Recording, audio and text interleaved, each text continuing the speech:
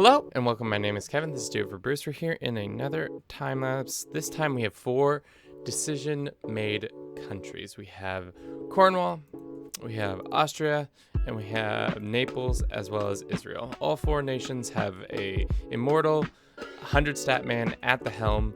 So if you'd like to see me put this together, I have a video right here for you to check out. I predict that Naples is probably going to be the stronger of the 4 nations, just because they have a nicer, easier access to expansion.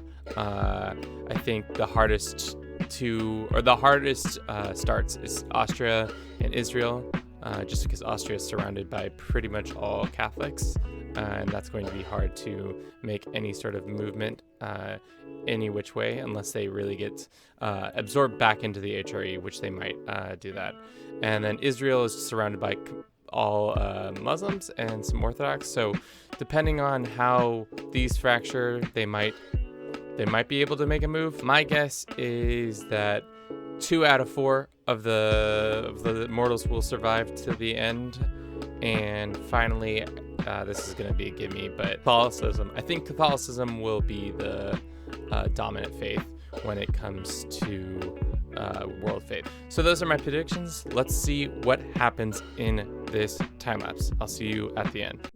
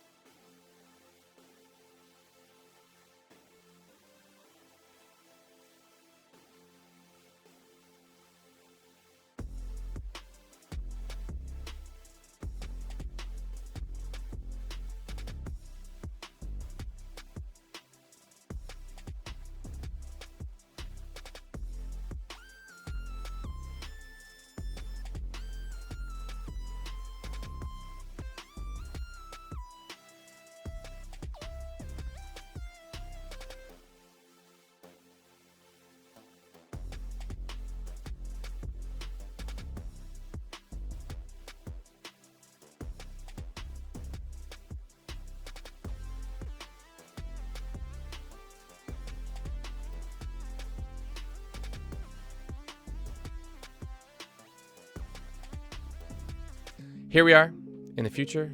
It's 392 years have passed, and Naples is our dominant country. Then it goes Cornwall, and then it goes Israel. Oh, or has... No, I think, yeah, that's right. That's right. In the time lapse, it looked like there was a switch. Somehow this Orthodox faith has taken over the original Israel lands, but now our boy has converted to all these lands. Essentially all of Egypt. He got his revenge and forced it to be Jewish faith, which is, you love to see it. Looks like our Austrian lord has died, unfortunately, due to... He looks like he was murdered by some rando classic at the ripe old age of 259.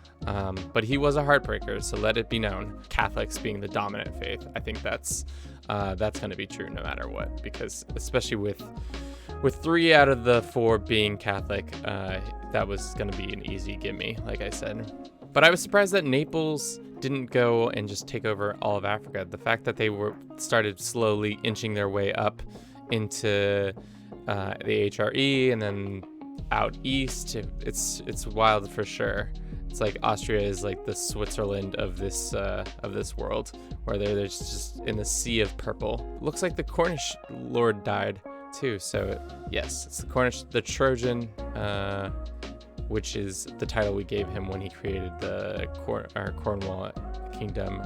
He died because of suicide. Classic. A lustful man, you'd think he would be able to stave off stress, suicide. Look at culture, see if Sicilian became dominant. No, it's Italian is pretty dominant here and all over, even out here in the east. No Italians in Africa though, maybe not. Yeah, no Italian, but it's Cisalpine, a couple Cisalpines. The Brythonic cultures, Brythonic? Is that how you pronounce that? Brythonic cultures became more dominant just because our boy started out as Cornish. Development is pretty lackluster this time. I feel like we have some hot spots here and there. I was expecting Cornwall and all this to be more expanded, but it looks like for the most part they did not develop that much. Exciting thing was the Byzantines were having a grand old time, and then they shattered into 1,000 kingdoms, it feels like. By the force of Naples plus some other external factors, they exploded into 1,000 kingdoms, which you love to see. You never good to see a mighty Byzantium. Pretty good time lapse, in my opinion. Like I said, if you'd like to see how we did that, we have a video here. Feudal, as always. Maybe the next one we do it's just all republics. That would be kind of funny to see how that would go down in this system. One more thing I just want to see. Yeah. So the Najarid Empire, the Naples Empire, and the Cornwall Empire. It's all great stuff. I think that's all I have for you today. Thank you so much for watching. If you enjoyed this, don't forget to comment, like, subscribe. As always, have a good rest of your day, and I'll see you in the next one. Ciao.